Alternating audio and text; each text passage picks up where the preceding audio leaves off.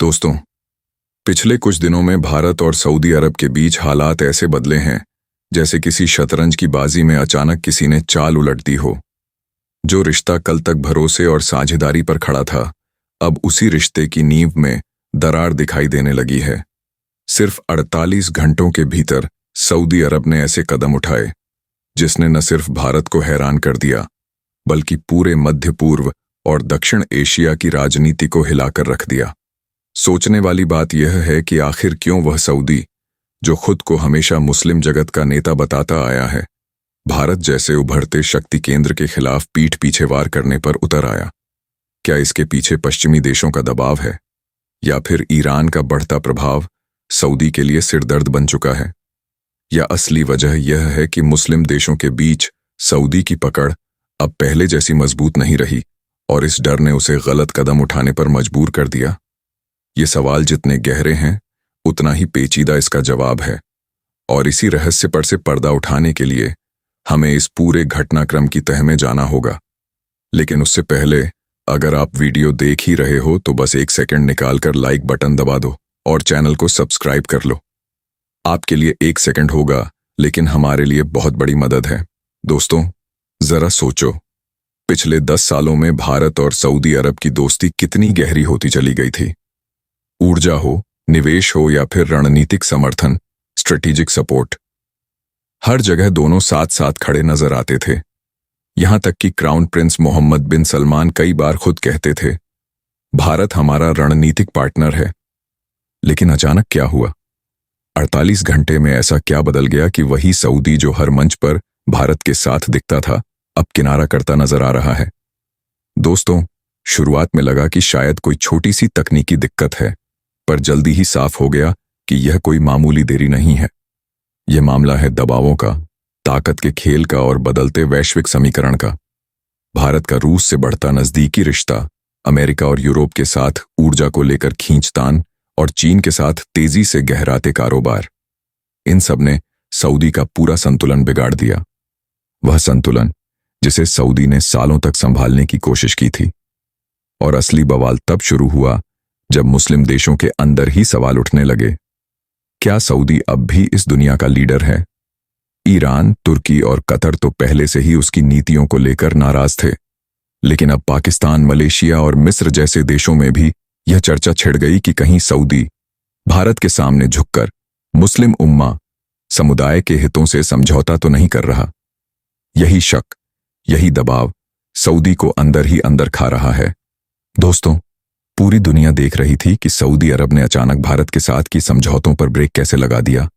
ज्यादातर लोगों को लगा अब भारत गुस्से में आकर कड़ा बयान देगा, लेकिन भारत ने वही चाल चली जो बड़े खिलाड़ी चलते हैं, खामोशी में दबाव और मुस्कान में वार।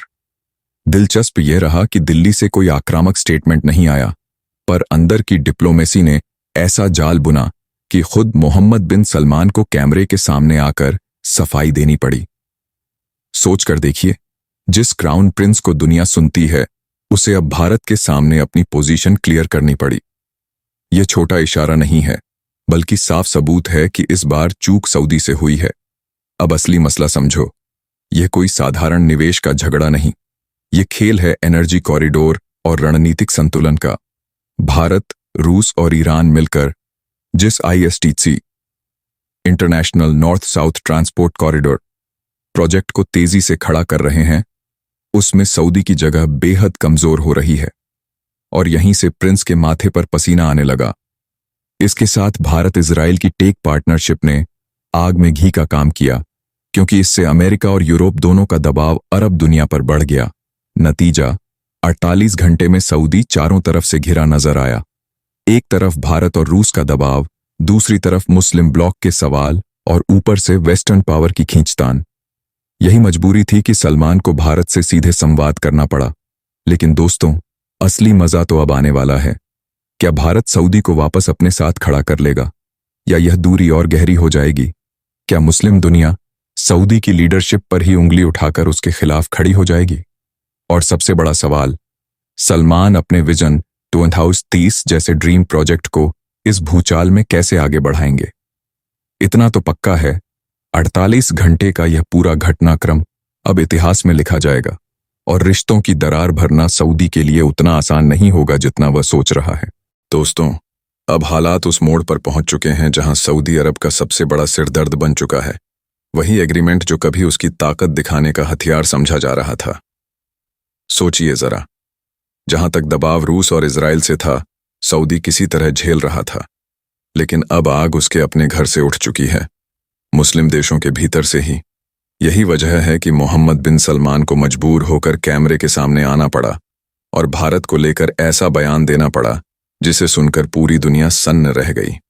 उन्होंने साफ कहा, अगर भारत और पाकिस्तान के बीच कल को जंग होती है तो सऊदी अरब किसी भी कीमत पर उसमें कूदने वाला नहीं है।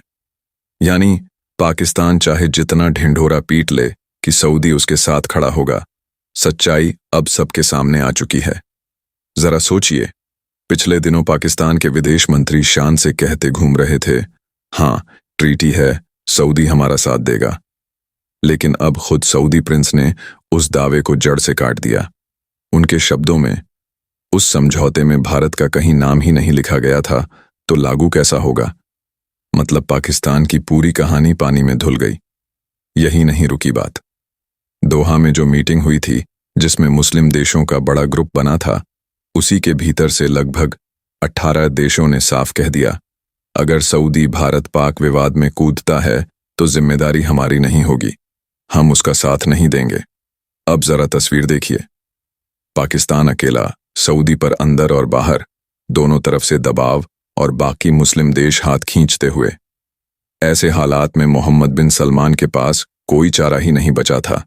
आखिरकार उन्हें सबके सामने यह बोलना पड़ा कि भारत के खिलाफ किसी भी तरह की जंग में सऊदी शामिल नहीं होगा। यानी कहानी पलट चुकी है। पाकिस्तान, जो खुद को मुस्लिम वर्ल्ड की सबसे बड़ी ताकत की छाया में सुरक्षित मान रहा था, अब वही पूरी दुनिया के सामने बेनकाब हो चुका है। दोस्तों, पिछले 2 से 3 दिन ऐसे बीते हैं सऊदी अरब के लिए जैसे किसी राजा का ताज अचानक खिसक जाए, क्योंकि भारत ने ऐसा कदम उठा दिया जिसकी उम्मीद रियाद ने सपने में भी नहीं की थी। सोच के देखो, तेल के सहारे पूरी दुनिया को नचाने वाला सऊदी आज खुद भारत के फैसलों से हिल गया। भारत ने क्रूड ऑयल और उससे जुड़ी कई डील्स पर ब्रेक लगाई, और वहीं से शुरू हुआ सऊदी का बुरा सपना। रियाद के शाही महल से लेकर खलीफाओं की बैठकों तक हर जगह बेचैनी फैल गई।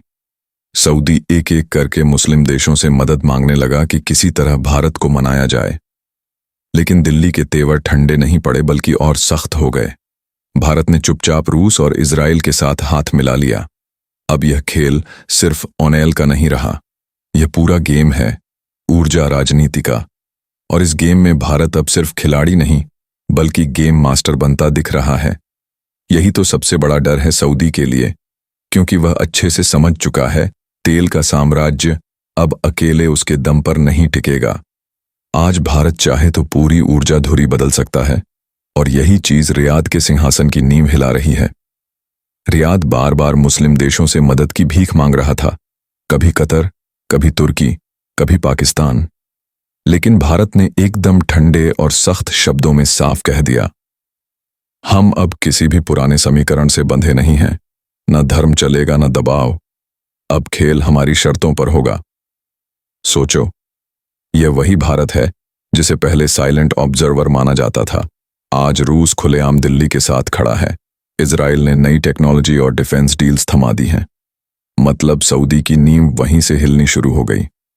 रियाद के स्टॉक मार्केट गिरे, निवेशकों के हाथ पांव ठंडे, क्योंकि जो साम्राज्य तेल की ताकत पर बना था उसे भारत ने एक झटके में आईना दिखा दिया। अमेरिका ने पहले पर्दे के पीछे दबाव बनाया, लेकिन जल्दी ही वॉशिंगटन को भी समझ आ गया, यह 90 के दशक वाला इंडिया नहीं है। अब दुनिया की सबसे बड़ी लोकतंत्र अपनी चाल खुद चलता है। अमेरिकी मीडिया तक ने मान लिया कि भारत ने सऊदी की आर्थिक नस दबा दी है, और अगर यह खेल लंबा चला तो रियाद का पूरा ताज खतरे में पड़ जाएगा। दोस्तों, असली ट्विस्ट तो तब आया जब कतर में मुस्लिम देशों का इस्लामिक नाटो बनाने का सपना पल रहा था। प्लान था कि किसी भी मुस्लिम देश पर हमला होगा तो सब मिलकर जवाब देंगे। लेकिन भारत ने जैसे ही सऊदी पर एक्शन लिया तो 18 से ज्यादा मुस्लिम देशों ने उसी वक्त इस ट्रीटी से किनारा कर लिया। मतलब खेल खत्म होने से पहले ही बोर्ड पलट गया। पाकिस्तान की हालत पूरी तरह बौखलाई हुई। यूएन, वर्ल्ड बैंक, आईएमएफ हर जगह रोना लेकर पहुंचा कि भारत के दबाव से सऊदी ने पलटी मारी। पर सच यह है दोस्तों, यह भारत की विदेश नीति का असली रूप है। जिस समझौते को वह अपनी ताकत का नया अध्याय मान रहा था, वही उसके लिए ऐसा तूफान बनकर आया कि आने वाले सालों तक संभालना मुश्किल हो गया। भारत ने इसे सिर्फ एक कागज का सौदा नहीं माना, बल्कि अपनी पीठ में घोंपा गया खंजर समझा। और जैसे ही सऊदी ने पाकिस्तान को गले लगाया, भारत ने वह चाल चल दी जिसकी तैयारी वो सालों से गुपचुप कर रहा था। अब हुआ क्या? भारत ने सामने से वार नहीं किया, उसने तो पूरी दुनिया की शतरंज की बिसात ही बदल डाली। ब्रिक्स देशों रूस, चीन, ब्राजील और साउथ अफ्रीका के साथ मिलकर भारत ने ऐसा खेल खेला कि सऊदी की तेल वाली बादशाहत ताश के पत्तों की तरह बिखरने लगी। तेल, जो उसकी सबसे बड़ी ताकत थी, वही उसके गले की फांस बन गया। भारत और उसके साझेदार देशों ने तय किया कि अब तेल की डील पुराने तरीके से डॉलर में नहीं होगी। नई सप्लाई लाइंस बनेंगी और भुगतान स्थानीय करेंसी में होगा। बस फिर क्या था? अरबों डॉलर का वह सोता जो हर साल सऊदी की झोली में भरता था, अब धीरे धीरे ईरान, रूस और यूएई की तरफ मुड़ने लगा। भारत ने अपने अरबों डॉलर के प्रोजेक्ट सऊदी से उठाकर सीधा ईरान और यूएई में शिफ्ट कर दिए। रूस ने सस्ता तेल देना शुरू कर दिया, चीन ने ईरान से नया एनर्जी कॉरिडोर खोल दिया और ब्राजील ने अपनी एग्रीकल्चर एनर्जी डील्स से बाजार में हलचल मचा दी। लेकिन असली कहर तब टूटा जब भारत, रूस और चीन ने मिलकर डॉलर को सीधा चुनौती दे दी। रुपया, रूबल और युआन, इन 3 करेंसियों को जोड़कर ब्रिक्स पेमेंट गेटवे तैयार हुआ। अब सौदे डॉलर में नहीं, बल्कि इन नई मुद्राओं में होने लगे। सोचिए दोस्तों, सऊदी जो सालों से डॉलर के दम पर पूरी दुनिया को तेल बेचकर मालामाल हो रहा था, वही अचानक एक ऐसे जाल में फंस गया जहां उसका सबसे बड़ा हथियार उसके खिलाफ इस्तेमाल होने लगा।